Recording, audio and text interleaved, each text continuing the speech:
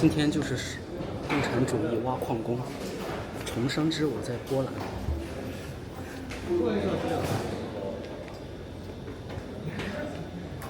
我现在到了克拉科夫这个地方，在波兰。从30度酷暑的荷兰，又到了30度酷暑的波兰。我还在想，我这个怎么来度过这几天的室外活动？哦，电梯停了。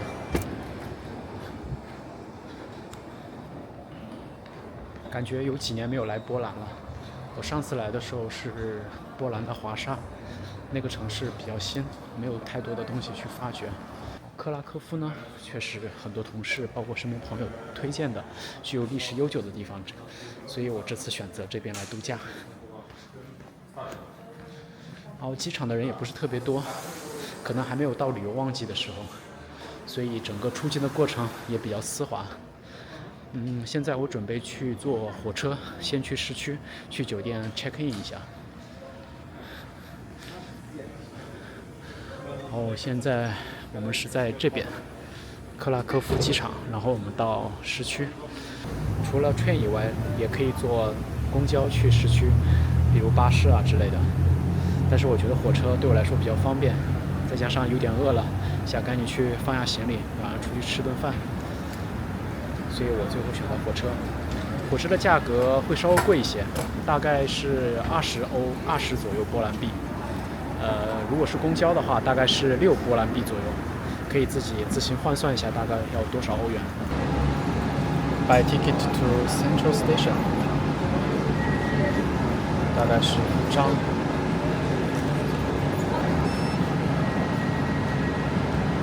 去 Krakow Główny Main Station 的意思。看到这个指示牌，大概47分才发，所以还有点时间。这机器上也可以买票的。总结一下，就是说可以在 Airport 的机器上买票，或者上车之后再买票。有很多种选择，也不是特别的赶，人也不是很多，反正就是非常的方便。Later。坐火车还蛮快的，大概20分钟就到市区了。所以我现在先去酒店放下行李 ，check in 一下。车站这附近的基建感觉做的还可以，给我总体的印象。虽然不是波兰的首都，但是保持的还挺好。至少目前来看的话是 OK 的。A few moments later。它上面已经有照片了。行。应该是这个。Hello， OK。哇，一看就很 authentic。这个饺子，这个要点一盘。行。还有土豆饼。土豆饼。然后还蛮 simple， 他们东西还蛮简单的，这样很好。我不喜欢太多，然后选择综合症。还有这个叫什么？那个甜菜根汤，之前我在那个也吃过，在那个甜菜，所有跟甜菜一切，对，一切有关的我都不行。你不行啊？不行，甜菜味道太重了，太奇怪了。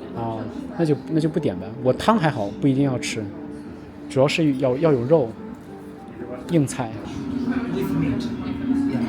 就是想吃硬菜。蜜运让我们相聚在此。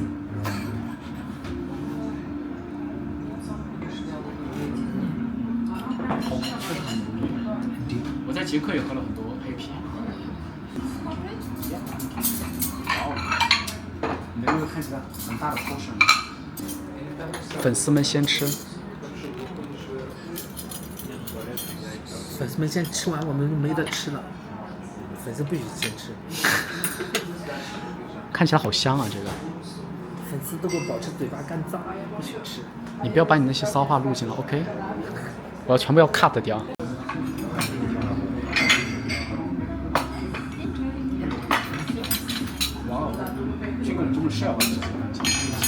哇，我觉得量是够的，很棒，很棒。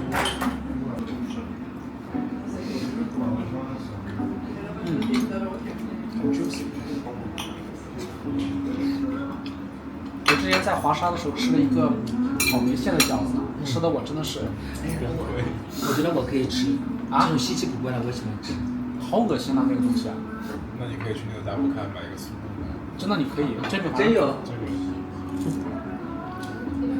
吃的我人都懵了，你知道吗？而且他给你裹酱，给你蘸，我一时不知道到底是甜还是饭。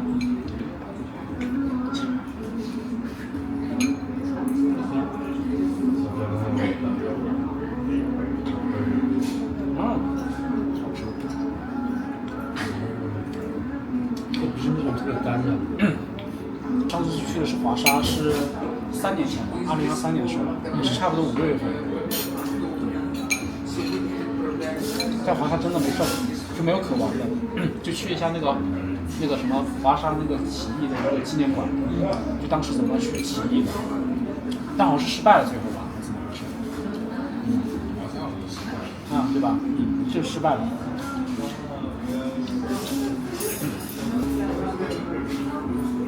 那是啥？那个酱？那是啥酱？酸菜有点像酸汤的啊，尝一下酸菜那个。哇，真是酸菜，太酸了。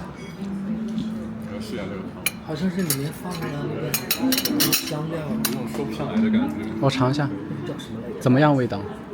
能接受吗？哎，我没吃到肉，里面是有肉吗？有啊应该，有。这牛肉汤啊。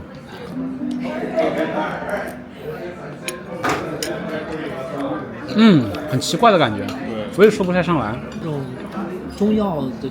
对，我觉得放了点药汤，对，放了点药汤。要问一下它里面成分是什么？问一下店员。让我们如此上头。你俩是不是不饿？感觉你俩吃的好慢，不像我一个人吃。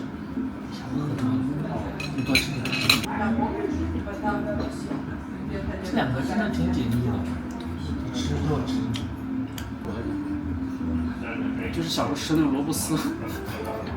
Tomorrow. 早上好。昨天晚上在市区吃完饭之后就回酒店休息，然后早上现在出来到附近转一下。我现在打算去克拉科夫的 Old Town 转一下。昨天晚上吃完饭，然后在市区走了一下，包括今天早上也在附近转了转。总体来说 ，Krakow 给我的感觉就是，这个城市没有像大城市那么繁忙，整个环境啊、基建各方面还是比较好的，很适合短期的旅游或者度假，而且周围还是有些事情可以做，有一些历史古城，或者说有一些景点可以去走走，所以我觉得是一个非常 chill 的一个城市，而且这边的物价跟荷兰那边比起来没有那么高，所以相对来说，对我们从西欧过来的话还是比较友好的。然后这几天天气也是非常好，没有什么大风，虽然气温有大概28度左右，但是在这个公园里啊、树林里这么走一走的话，还是蛮舒服的，很适合来放松一下。当然，这个广场也有好几百年的历史，据说是建立于13世纪，占地有4万平方米，而且这个老城区也是联合国教文组织规定的世界文化遗产之一。还是这种 Old Town 这种地方人还是很多的，这边游客基本上都会来这个地方转一下 ，which makes sense。而且这边的建筑看起来还是蛮规整，非常干净，给人一种非常浓浓的历史感。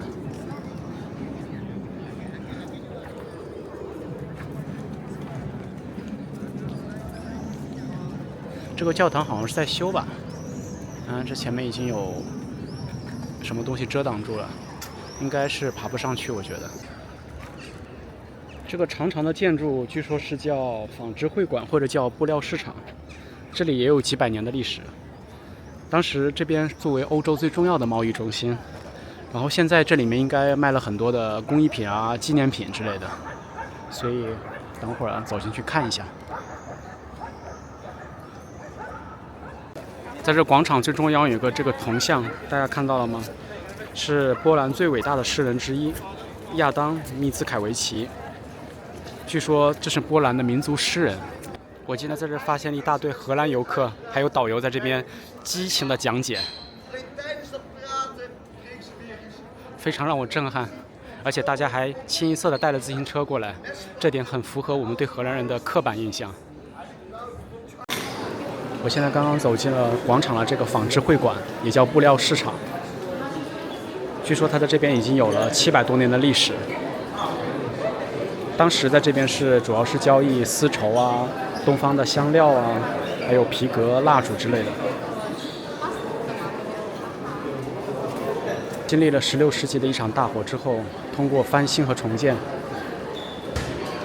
现在成了波兰最经典的文艺复兴建筑之一。和当年不同的就是，虽然这里依然是市场，只不过这里把商人换成了游客，商品换成了纪念品。2 hours later.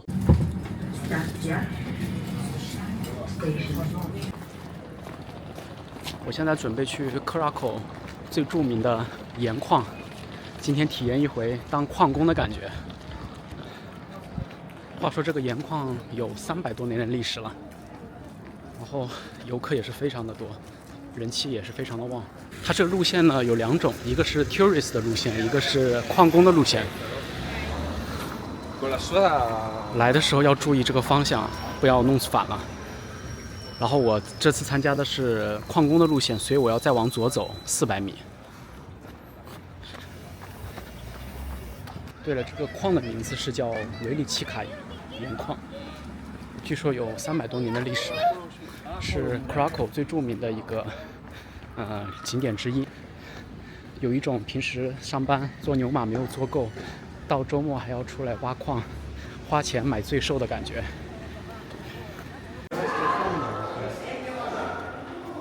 好了，我现在已经到了现场，然后它这个矿工路线呢，要先换衣服，然后要拿好装备，所以听起来还蛮 exciting 的。现在已经有不少人在前面排队拿衣服，所以我准备先去换装。然后它这里面会送装备，我准备换一下衣服。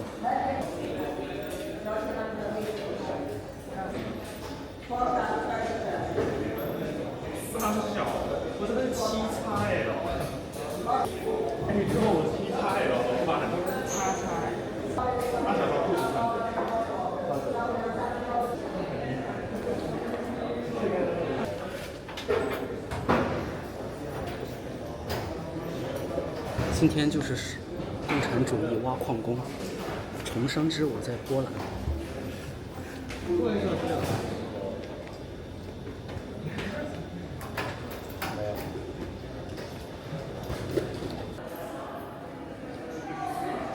就非常专业，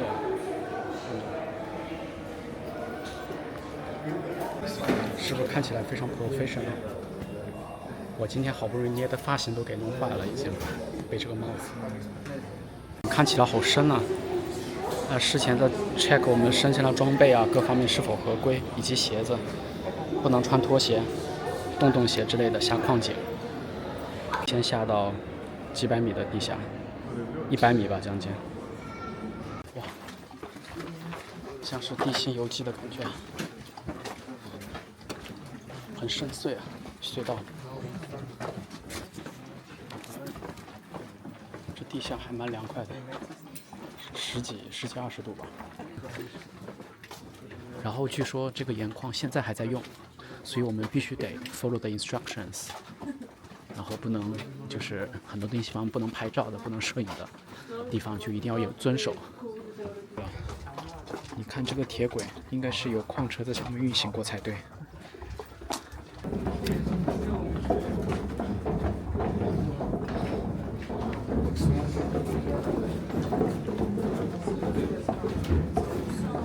走的我是怀疑人生快，很长很长的楼梯，而且这个楼梯会比较滑，下的时候一定要小心一点，否则容易摔跤。所以怕冷的人，我建议在里面一定要穿个长袖会比较好。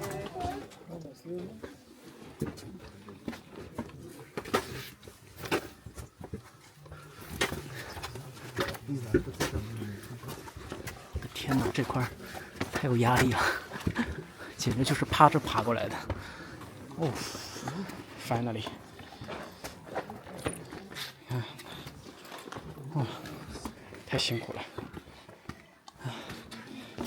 我觉得这个楼梯是最难的，爬的我是惊心动魄。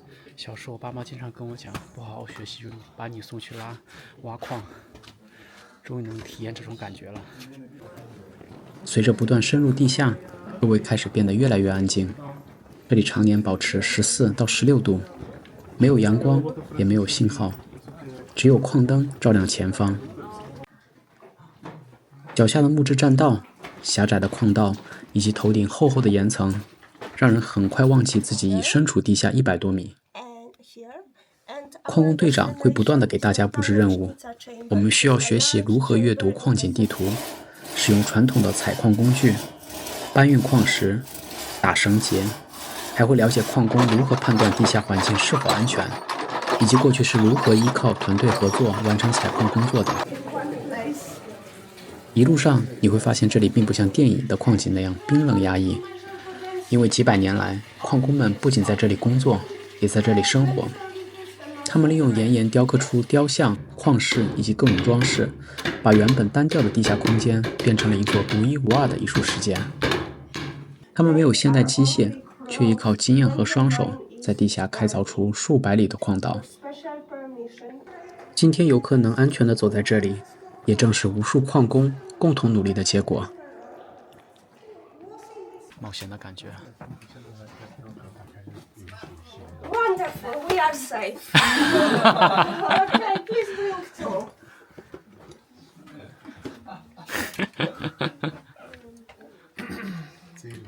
开盲盒解谜。Yeah, very good. Bravo. 非常刺激，一路上在寻宝探险，看地图，然后我们还要找个出口。他们说这些盐虽然是没有精加工的，但是正常来说是可以食用的。哇，好咸啊，巨咸。2 hours later， 奇妙的矿工探险之旅终于结束，我开始发证书了。仪式感很强，还盖章呢。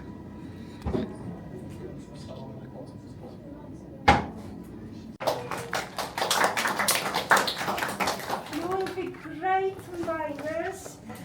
So first shift starts tomorrow. 整个旅程用4个字来概括，就是别开生面吧。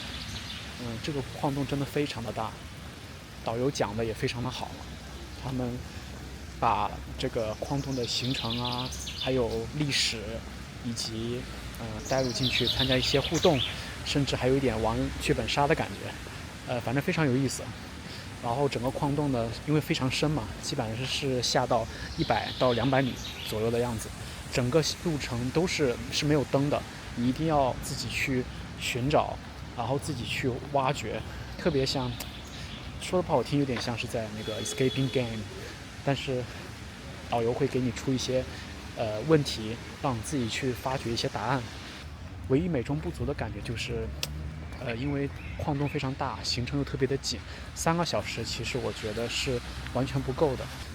但这个也没有办法了，毕竟这只是一个体验嘛。但是我觉得这40欧，将近40欧左右的这个票价，我是觉得是回本的，因为我这次选择的是矿工路线嘛，不是一般的游客路线。如果有兴趣的话，可以选择另外一条。因为那边的话会有很多比较经典的拍照打卡的地方。我这个更注重于互动，那个更注重于游览吧。总而言之，我觉得这将近40欧的票价是非常值的。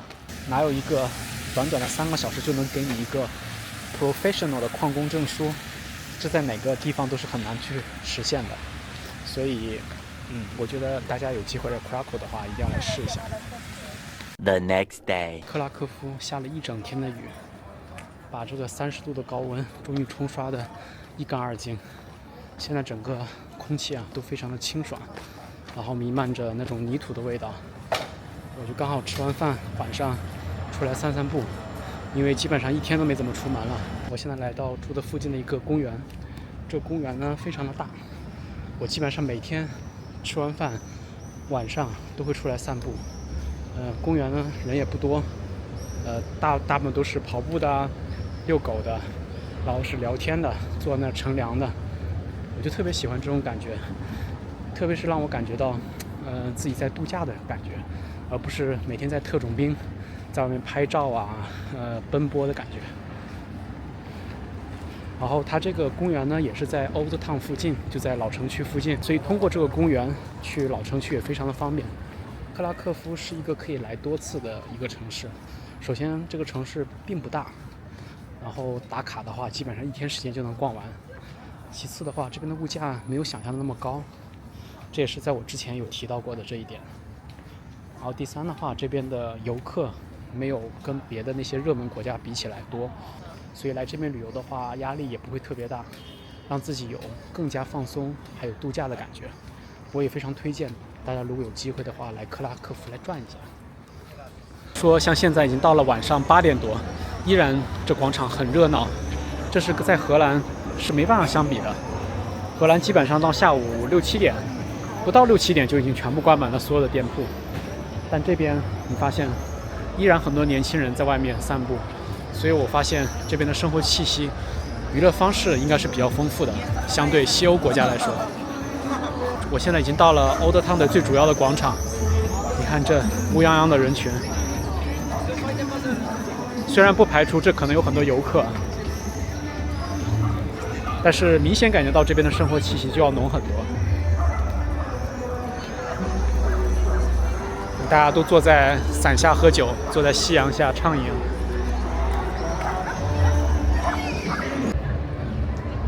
也许有些人也听说过，波兰这经济在整个欧洲国家中算是发展的不错的，即使欧洲整体在近些年中有明显的经济衰退，但是波兰在其中表现的算是比较好的。我也正好趁波兰在快加入欧元区之前赶紧来玩一下，否则难以想象若干年之后的这边的物价会变成什么样。Tomorrow. 我现在去买当地比较有名的碱水碱，就这家店。Can I have one pistachio flavor? Yes, that's it. Thank you. 给你看一下内部的构造。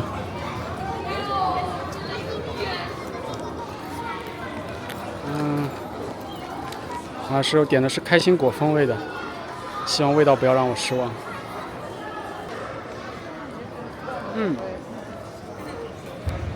很甜。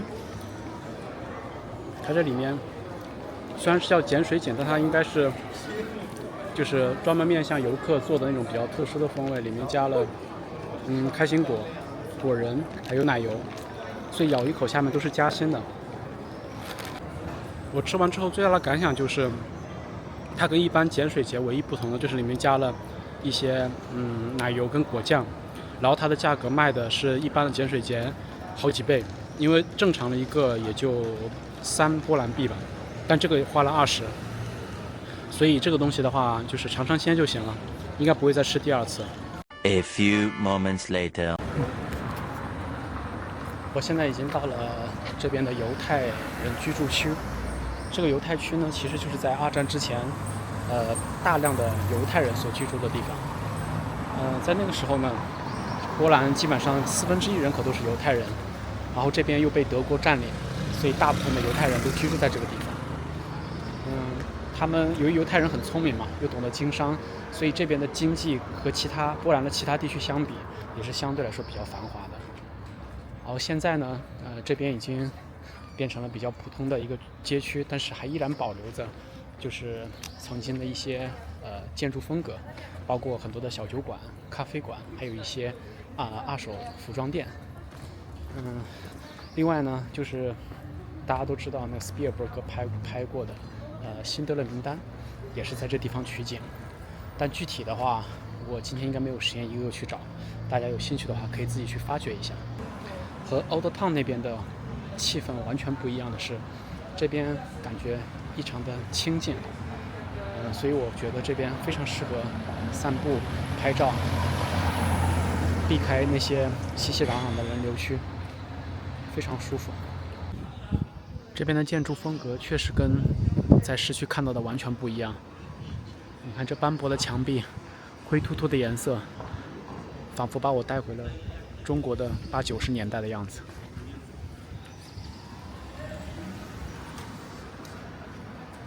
这好像是犹太区广场附近的一个小集市，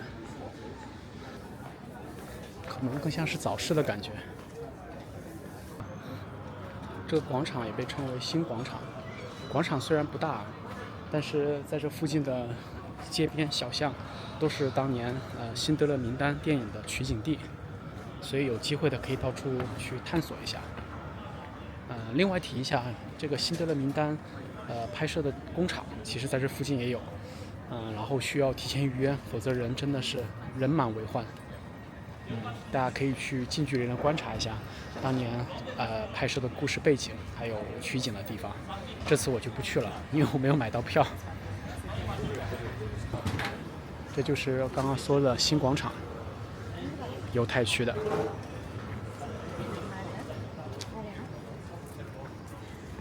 这应该就是当年犹太人居住时候的实景拍摄。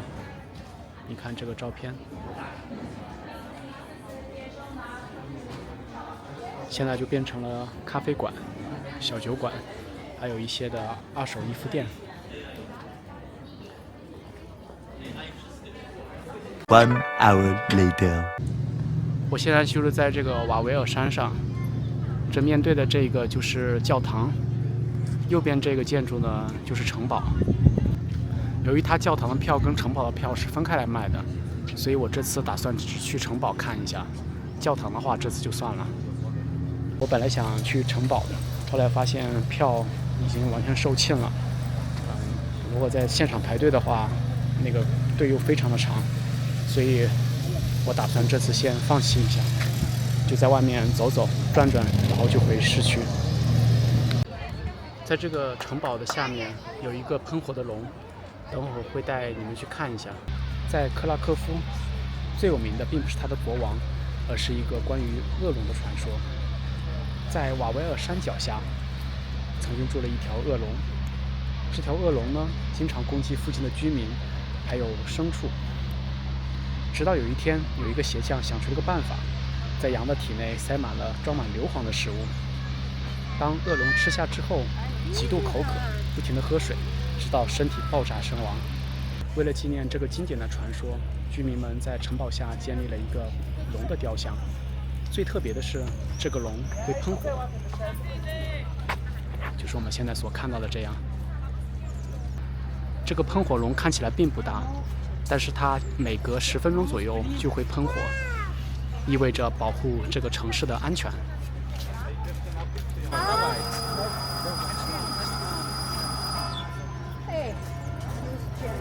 好了，短短的几天的克拉科夫的旅程就要告别了。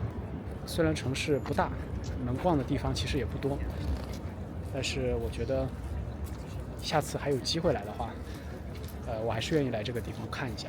希望还有下一次吧。那就先这样了，拜拜。